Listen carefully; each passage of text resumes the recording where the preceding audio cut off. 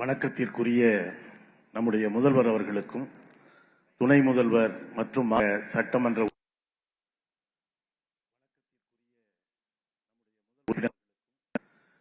நேற்றைக்கு நம்முடைய முதல்வர் சொன்னது போல எங்கள் பகைவர்கள் எங்கோ மறைந்தனர், இங்குள்ள தமிழர் ஒன்றாதல் கண்டே என்று வள்ளுவச் சிலையினுடைய வெள்ளி விழாவை கொண்டாடுகிற இந்த இனிய நேரத்தில் மரியாதைக்குரிய இந்த பட்டிமன்றத்தினுடைய நடுவர் சொல்வேந்தர், பட்டிமன்றத்தினுடைய அறிஞர் பெருமக்கள் அனைவரையும் வணங்கி மகிழ்ந்து, இந்த சிலை 1/4 நூற்றாண்டு காலத்திற்கு முன்னாலே கலைஞர் அவர்களால் திறந்து வைக்கப்பட்ட பொழுது காவிய கவிஞர் ஒரு வார்த்தை சொன்னார். எல்லோரும் காகம் வந்து அமர்வதற்குத்தான் சிலை வைப்பார்கள், கலைஞரே நீ மட்டும்தான் மேகம் வந்து அமர்வதற்கு சிலை வைத்தாய் என்று. அதுவரை நடுவர் அவர்களே, கன்னியாகுமரிக்கு வருகிற எல்லோரும் என்ன சொல்வார்கள் என்றால், என்ன பார்த்தேன் அப்படின்னா கன்னியாகுமரியில விவேகானந்தர் பாறையை பார்த்தேன் என்றுதான் சொல்வார்கள். ஆனால் கலைஞர் இந்த சிலையை அங்கே நிறுவிய பிறகு எல்லோரும் பாறையை பார்த்தேன் என்பதை விட சிலையை பார்த்தேன் என்றார்களே, ஒரு பாறையை சிலையாக மாற்றியதுதான் கலைஞருடைய ஆகப்பெரிய சாதனை. இங்கே எனக்கு ஏற்பாடு செய்த அறையிலே இருந்து ஐயன் வள்ளுவருடைய சிலையை நான் பார்த்து கொண்டே இருந்தேன். ஏதாவது சாயம் தெரிகிறதா?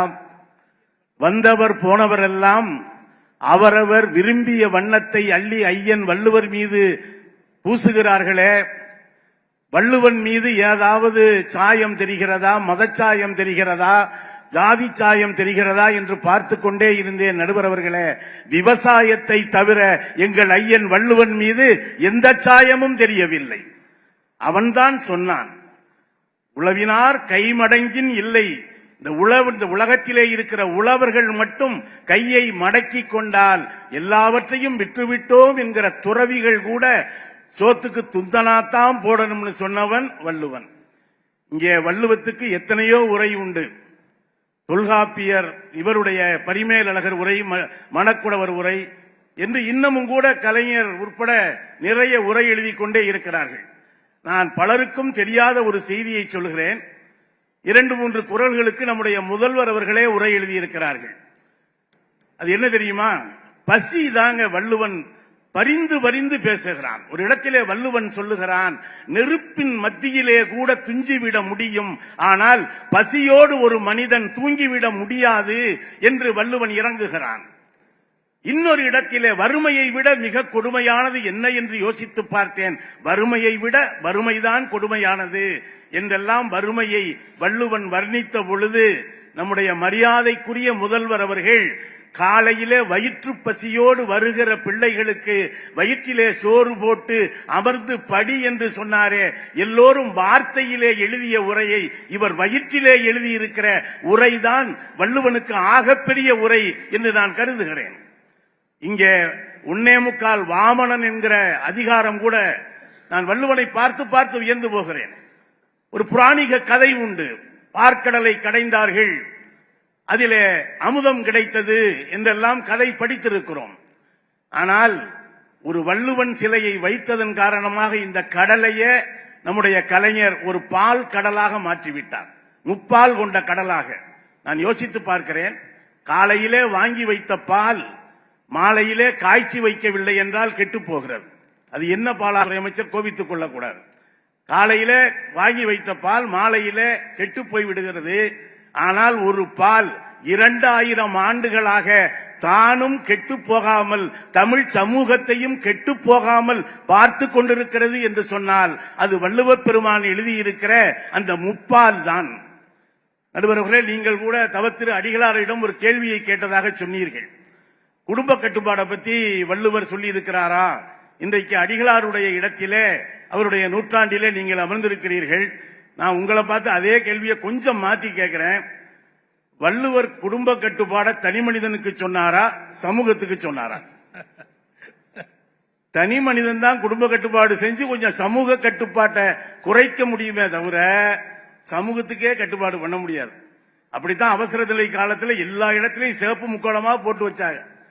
தென்னை மரத்துல கூட சிகப்பு முக்கோணம் மனுஷன் ஃபாலோ பண்ணணும் இல்லையா? தென்னை மரம் 2 காய்க்கு மேல காய மாட்டேன்ருச்சு. நாம் இருவர் நமக்கு இருவர் அப்படின்னு யோசித்து பார்த்தால், நடுவர் அவர்களே, இங்க அண்ணன் சண்முக வடிவேல் அவர்கள் சொன்னார்கள், முதல் குறளை பார்த்தீர்களா? அகர முதல எழுத்தெல்லாம் என்று சமூகத்துக்குத்தானே சொன்னார். கடைசி குறளையும் பாருங்க அண்ணே.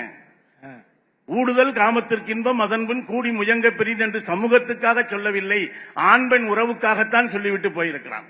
இங்கே சகோதரி கேட்கிற பொழுது, வள்ளுவன் தன்னை உலகினுக்கே தந்து என்று மகாகவி பாரதி சொல்லவில்லையா? வள்ளுவன் 2 அதிகாரத்தோடு நிறுத்தி இருந்தால் நானும் கூட உங்கள் அணியில சேர்ந்திருப்பேன். ஆனால் முழுக்க முழுக்க இன்பத்துப்பால் என்பது முழுக்க முழுக்க மனித உறவுகள் சார்ந்தது. இங்கே சொர்க்கம் வீடு என்கிற அதிகாரமே கிடையாதுங்க. அதுவரை சொன்னேன். நான் கேட்கிறேன், இங்க இருக்கிற எல்லாருக்கும், உலகத்தில் எந்த நீதி இலக்கியமாவது பொய் சொல்லுன்னு சொல்லியிருக்காங்க? பொய் சொல்லு அப்படின்னு எந்த அற இலக்கியமாவது சொல்லியிருக்கா? நம்ம தாத்தன் வள்ளுவன் தாங்க துணிஞ்சு சொன்னான், பொய் சொல்றான், அதனால நன்மை கிடைக்குமே. ஆனால் கொஞ்சம் தாமதமா வீட்டுக்கு வர்றோம்னு வைங்க, எவ்வளவு பொய் சொல்றோம் வீட்டுல. உள்ள அம்மாட்ட கேட்கிறேன், அம்மா ஒரு கதை சொல்லு. அதுக்கு அம்மா சொல்லுது, இரு லேட்டா வர்றவங்க அப்பா கதை சொல்லுவாரு.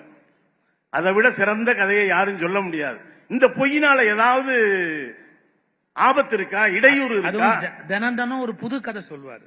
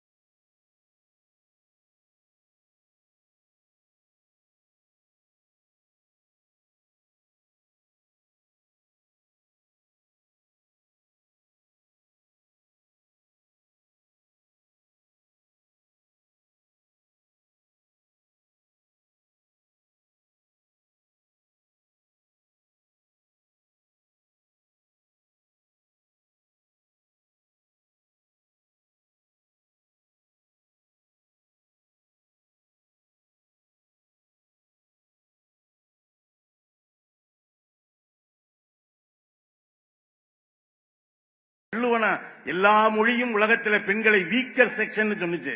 ஆனா வள்ளுவன் பெண்ணின் பெருந்தக்க யாவுல என்று சிறப்பித்தவன் இல்லையா வள்ளுவன்? எனவே சமூகத்துக்காகத்தான் பேசி இருக்கிறான். ஆனால் வள்ளுவம் என்பது ஒரு 1.25 அடி, அந்த வாமனனுக்கு கூட 3 அடி தேவைப்பட்டது.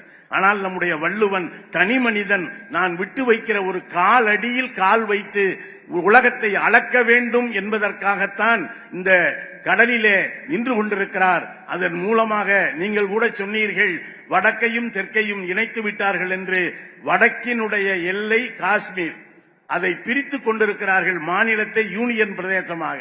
ஆனால் தெற்கு எப்பொழுதுமே இணைத்துக் கொண்டுதான் இருக்கும் என்பதைத்தான் விவேகானந்தர் பாறையையும் வள்ளுவர் சிலையையும் இணைத்திருப்பதன் மூலம் தெற்கு யாதும் ஊரே யாவரும் கேளீர் என்று எல்லோரையும் இணைப்பதைத்தான் தெற்கு செய்கிறது. உண்மையிலேயே ஒரு 1/4 நூற்றாண்டு காலம் இந்த சிலை நிற்கிறது என்றால், உலகம் முழுவதும் என்கிற ஆழி பேரலை என்கிற சுனாமி எல்லாவற்றையும் அடித்துக் கொண்டு போனது. ஆனால் இந்த வள்ளுவனுடைய சிலையை மட்டும்தான் படித்துவிட்டு போனது என்பதுதான். 6 மாதங்களுக்குள்ளேயே விழுந்து விடுகிற சிலைகளுக்கு மத்தியிலே இன்னும் பல 100 ஆண்டு காலம் இந்த சிலை நிற்கும், திருக்குறளை பேசும் என்று சொல்லி குரல் பெரிதும் பேசுவது தனி மனிதனை நோக்கித்தான். யாகாவாராயினும் நாகாக்க காவாக்கால் சோகாப்பர் சொல்லிழுக்கப்பட்டு என்பதெல்லாம் தனி மனிதர்களுக்காக சொல்லப்பட்டதுதான் என்பதை நீங்கள் உணர்ந்து நல்ல தீர்ப்பை சமூகம் வழங்க வேண்டும் என்று கேட்டு என் வார்த்தையை நிறைவு செய்கிறேன். நன்றி, வணக்கம். நுட்பமான பல செய்திகளை சொன்னார். அழகான கவிஞர் அவர். எல்லா பாலும் கெட்டு போகுது, ஆனா இந்த முப்பால் மட்டும் தானும் கெடுவதில்லை, தன்னில் சேர்ந்தாரையும் கெட விடுவதில்லை அப்படின்னு அந்த முப்பாலுக்கு ஒரு தனித்த சிறப்பை எடுத்து சொன்னார். நுட்பமான ஒரு கேள்வி கேட்டார். காமத்துப்பால் நீங்க படிச்சு பார்த்தா அது தனி மனிதனுக்கு உரியதுதான். சமூகத்துக்கேவா காமத்துப்பாலை பாடமா நடத்திக்கிட்டு இருக்க முடியும்? அதனால தனி மனிதனுக்காக சொல்லப்பட்டது அப்படிங்கிற அந்த பகுதியெல்லாம் எடுத்து சொன்னார்.